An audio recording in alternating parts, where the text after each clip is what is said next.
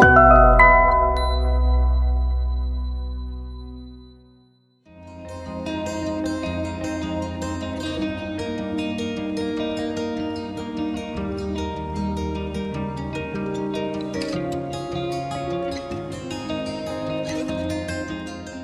parle d'une carence en vitamine D quand on a un taux qui n'est pas dans la normale, sachant qu'un taux normal de la vitamine D doit être supérieur à 30 nanogrammes par ml.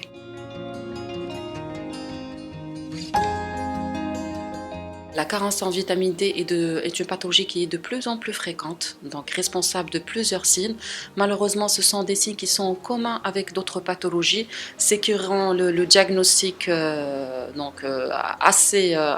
diagnostic il est fait en retard. Donc on note parmi les principales causes de la carence en vitamine D, on a l'asthénie, la chute de cheveux également, on a les ongles qui commencent à casser, la peau qui est sèche. Aussi parmi les signes très fréquents, très rapportés par les patients, ce sont les douleurs articulaires qui peut être confondues avec une arthrose ou bien avec une hernie discale, mais donc qui peuvent être traitées très précocement et faire régresser rapidement les douleurs articulaires.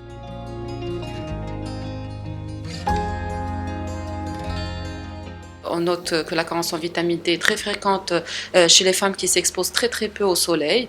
Donc on note que pour avoir une quantité suffisante en vitamine D à travers le soleil, il faut une exposition au niveau des bras, au niveau des jambes également, parce que le visage il absorbe très peu la vitamine D contenue au niveau du soleil. Donc il faut une exposition très fréquente, surtout en période hivernale, où on constate qu'il y a une baisse très importante de la vitamine D lors du bilan biologique réalisé pour un motif autre que la carence en vitamine D. Aussi, donc, on note un défaut d'apport en vitamine D. On rappelle que la vitamine D est contenue en quantité très importante dans certains aliments, notamment les sardines, le saumon, le jaune d'œuf. Donc, pour les patients, pour les sujets qui consomment très peu de poissons ou bien très peu d'œufs, ils sont également prédisposés à développer une carence en vitamine D3.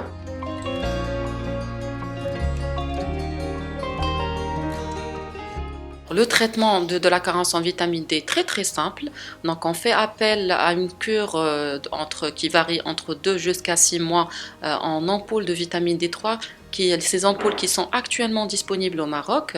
Donc le dosage est en fonction du bilan qui a été fait, c'est-à-dire quand on a une carence qui est très importante, on donne une ampoule tous les 15 jours pendant 2 mois et puis on continue cette cure à raison d'une ampoule pendant 4 mois, ce qui fait une durée totale de 6 mois. Et quand on a une déficience qui n'est pas très importante, on peut se contenter d'une ampoule par mois pendant 4 à 6 mois.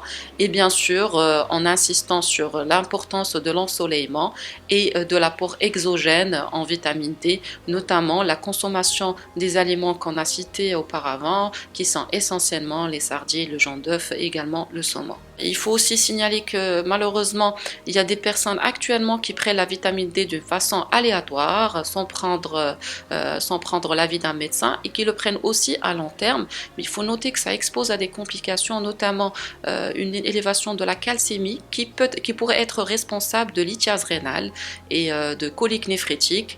Et pour les patients qui le prennent pendant une durée très importante, c'est-à-dire, on a constaté malheureusement, on a eu des cas qui sont heureusement rares, chez des patients qui prennent la vitamine D à vie et qui ont eu des complications pouvant aller jusqu'à l'insuffisance rénale.